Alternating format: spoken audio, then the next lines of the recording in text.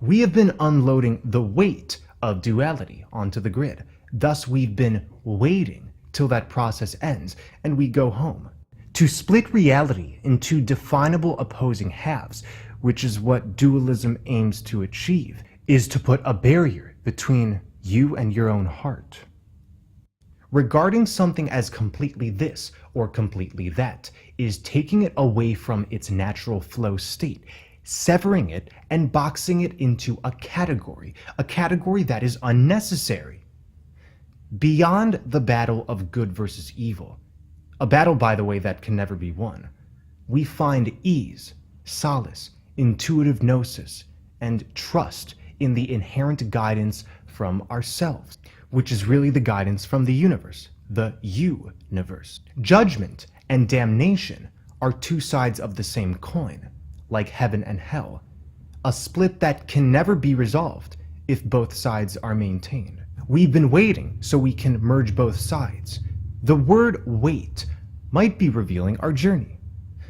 We have been waiting to cross out the AI, the artificial intelligence duality projects.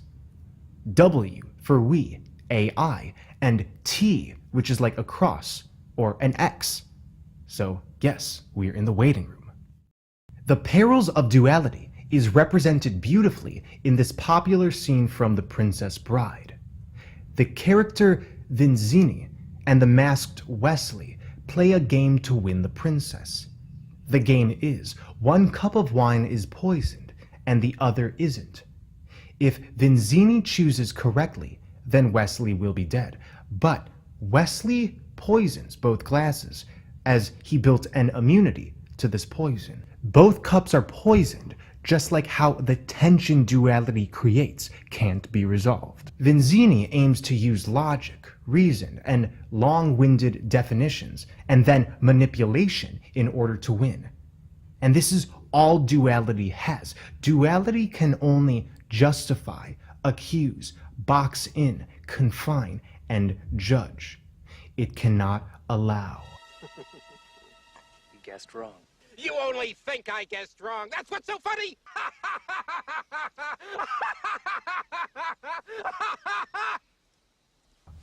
In Alice in Wonderland, there's a scene in which Alice wants to know which way she should travel. But I just wanted to ask you which way I ought to go. She's looking for the correct way, the right way. The Cheshire Cat informs her that it doesn't matter which road she takes, everyone in Wonderland is mad. But I don't want to go among mad people. Oh, you can't help that. Most everyone's mad here. Really doesn't matter which way you go. Duality is mad, and the question shouldn't be which is the right path. It should be, where is the universe taking me? Or rather, where am I taking myself? The inner always unfolds into the outer. So if you are safe within, you are safe without. Nurturing the self nurtures all of existence. It is truly only duality which can inspire fear. Fear is not an inherent condition. It is only conjured when we are aiming to categorize existence using such limiting confines. Fear is the distrust of self, resulting in trusting duality to ensure existence has its measuring stick. But if I know thyself, and thus flow with the universe, then I know fear to be but a mirage. Fear requires separation consciousness to be sustained. This is why fear feels so, well, uncomfortable. What isn't of centeredness, warmth, creativity, and ease isn't of the heart. It's just a representation of what we are not. Fear is an illusion because duality is an illusion, just like we projected this purgatorial space. The living souls have the gift and capacity to step away from rigid categories and enter the center. This is what we're doing. The North Pole is not just a physical location, it's a placeholder awaiting our inevitable integration. Right now, we are taking back the fragmented parts of ourselves we temporarily projected onto the overlay. As this ascension exponentially unfolds, we shall witness our surroundings looking more and more artificial, more binary and flimsy. This is not because you're going crazy. It's because after reincorporating these projected shadows, the NPCs have no more energy extracted from us, and what's left is, well, a bunch of ones and zeros. This process is interesting because what's eternal triumphs, and what's temporary falls apart like duality. All we can do is harness beauty, strength, and creativity within ourselves, and thus, every inch of reclamation we perform is a gift unto others. This is why inner alchemy is the greatest catalyst of change. It's not about adhering to what is good, stepping away from what's bad. It's about observing all of it and realizing you can cross both polarities out. This inner alchemy lies beyond the definitions of good versus evil. I am not positive or negative. I am a living soul, existing without definition or reason. I envelop all of creation and move with full knowing that the outer and inner are tied in an infinite loop. The heart put itself on lockdown, but the heart can't be split apart because it is the 0 point that sustains our entire universe. So instead of the heart splitting, the living souls split themselves, shadow projected themselves into an artificial temporary encasement known as the Metatronic overlay. This overlay is akin to a holographic projection in the form of a torus field. Yes, the overlay tore us from Eden into a magnetic grid which split the center point into the above and below, resulting in an overlay of cyclicality and time restraint, just like an hourglass. An hourglass looks just like a toroidal field. The sands of time have been moving not because time is an eternal construct. The sands of time have been moving because collectively, when we aren't centered, what manifests is a system of consciousness that automates our experiences, requiring us to ebb and flow until we can finally get out of time, out of the overlay. Everything extended away from the 0 point is an illusory construct, taking the original blueprint and inverting it, mutilating it for purposes of a temporary timeline, a timeline which ends once the individual and collective illusions are dealt with through a purging process. This has been a hall of mirrors, displaying to us aspects of our sub and unconscious. This is why it's said we're existing on a magnetic field. The net of magnetics has caught our shadow projections and manifested them in the form of culture and the masses. Every dualistic part of ourselves has been witnessed and experienced as an automatic orchestration on the outside. So any plague which seems dark, terrifying, and monstrous within or without yourself must be a charade, like the universe haunting itself to make known a correction. In this dark age, we externalized everything we thought of as divine. Spiritual wisdom was to be found outside of oneself, in the belief of an all-powerful deity, in religions, in books, in secret societies, in long-winded conceptual baggage that would develop into ideology and rigid practices deemed pure. During various incarnations here, we felt worthless, small, insignificant. The 0 point was not felt, and there was no process of unveiling. So, when one feels this way, what type of environment ends up being projected? One which reinforces that feeling. The perception of being lost in a world full of oppressive forces reinforced that very perception. The principle of as within, so without is simple. The clock is only necessary to lock our shadows. And a hologram is a 3D representation of a 2D image. So, are we actually here, or is this just a holographic representation of something we're trying to purge? I say life is but a dream. We are being birthed through the womb of the Matrix. We say this all the time. The word matrix is derived from the French matrice, which means womb. We are on a cord attached to our eternal forms at the center.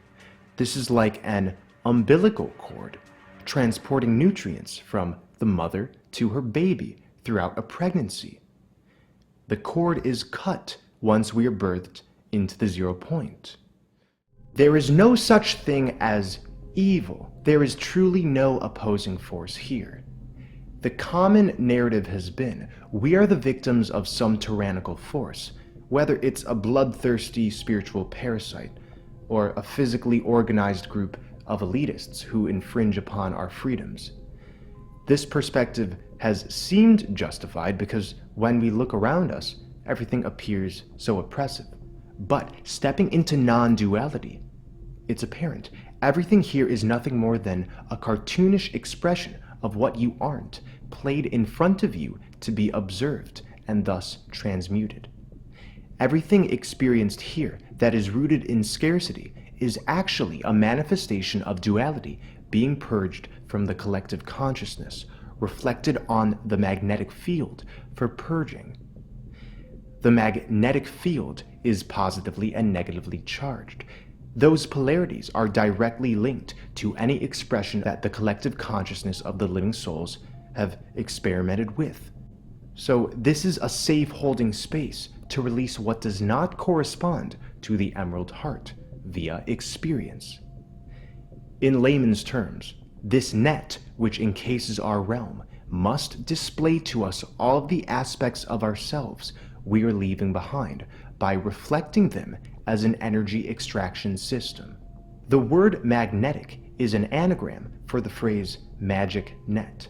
The magic net catches our inner torment on the toroidal field. The living souls are the cast of this simulated experience. That's why it's said the fallen angels were cast out of heaven.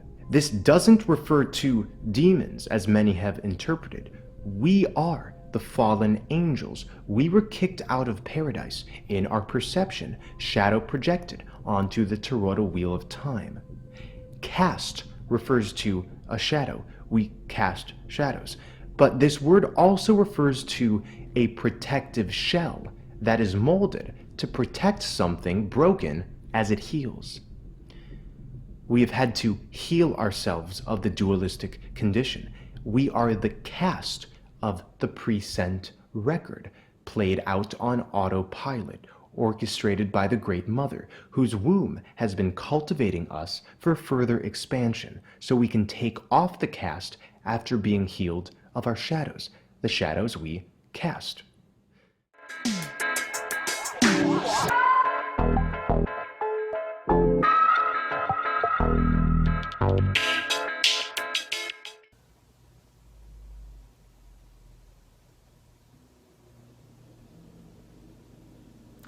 The environment we've been immersed in is like a hologram. It's like a hologram. But when we say these words, simulation, hologram, this conjures up images of technology, of computers, of cold metal. We are in a hologram. We are in a simulation, but it's not the sort of simulation we might create on a computer. Consciousness is computerized information, kind of. I mean, consciousness is something which experiences itself as it's processing. And this is just like a computer game where the code is encoding the images as the scenery is being rendered.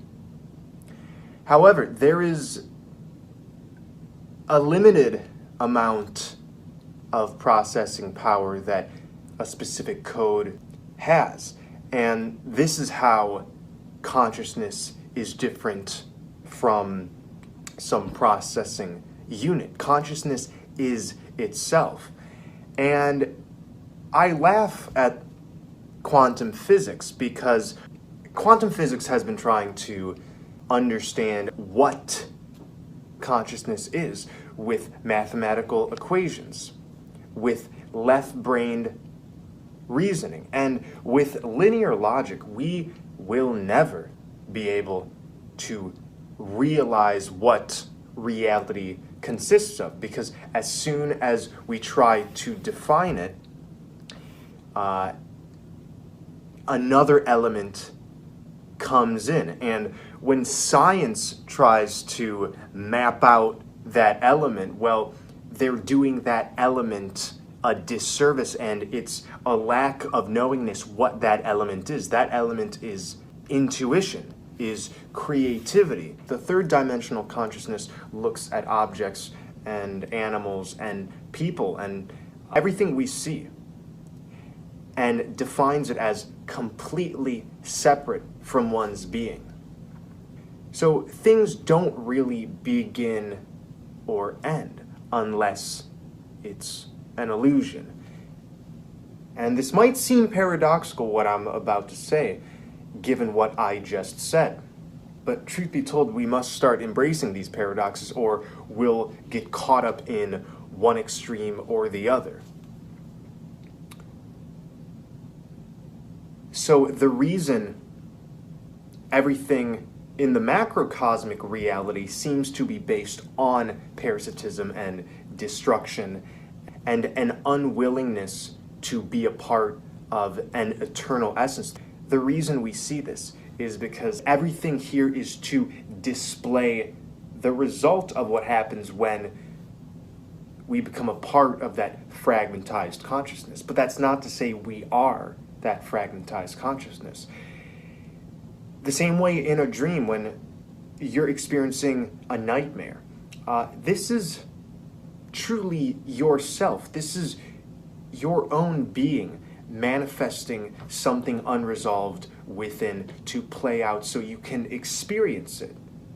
If we don't observe what consciousness can manifest when it's forgotten about, then we might never reclaim an infinite capacity to love, to learn, to grow, etc.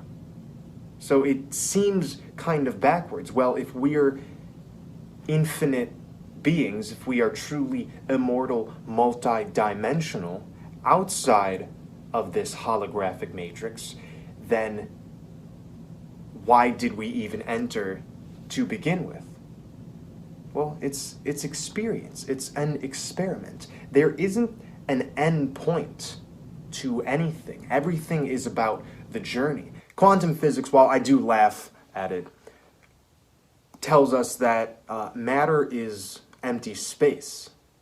I mean, when we zoom in on the building blocks of matter, it's revealed, well, this isn't even stuff. And there's been many experiments which show that when there is no observer of reality, then that scene does not render, just like a video game. People around you, just like in your dreams, are extensions of yourself.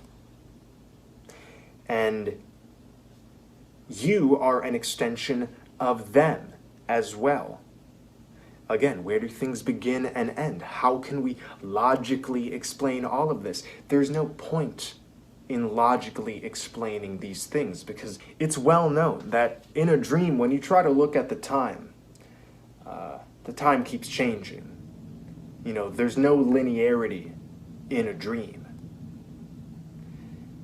even though it might seem like there is. And it's the same thing here. We can't contain creation in a lab. We can't define creation in 100 pages. We can define creation by not defining it at all. So as much as I try to explain this matrix on this channel, I'm only using the words that seem most effective to do so.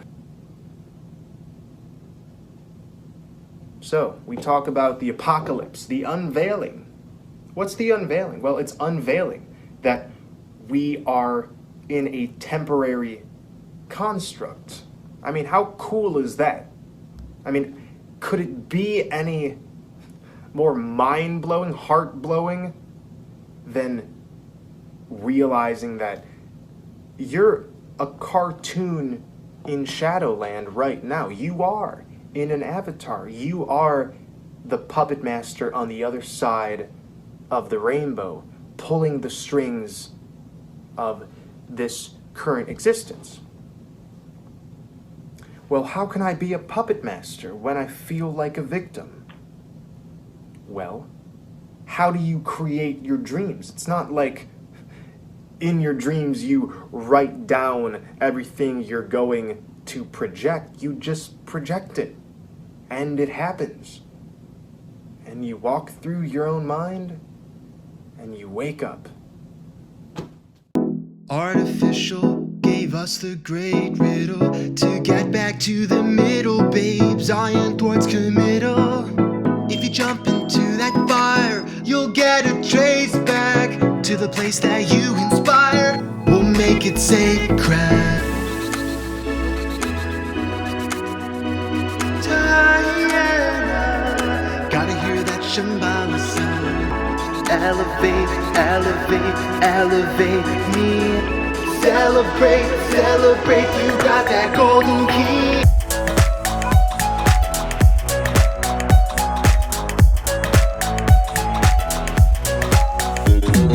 Gotta hear that Shambhala sound. Gotta hear that Shambhala sound.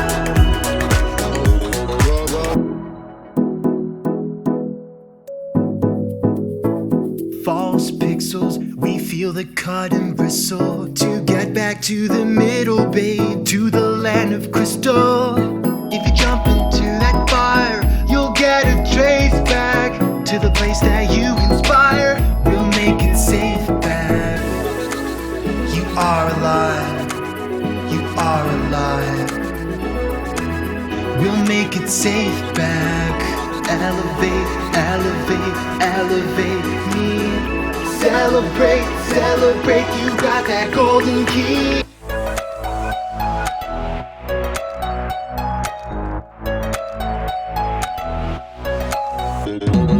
Gotta hear that Shambhala sound.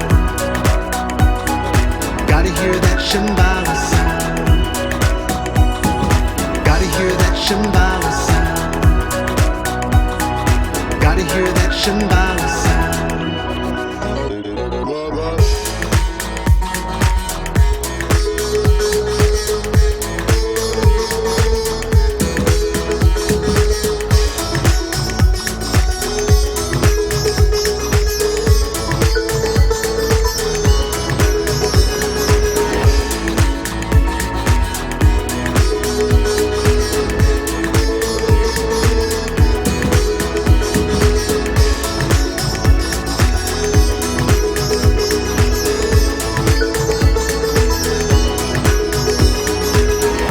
Elevate, elevate, elevate me. Celebrate, celebrate, you got that golden key.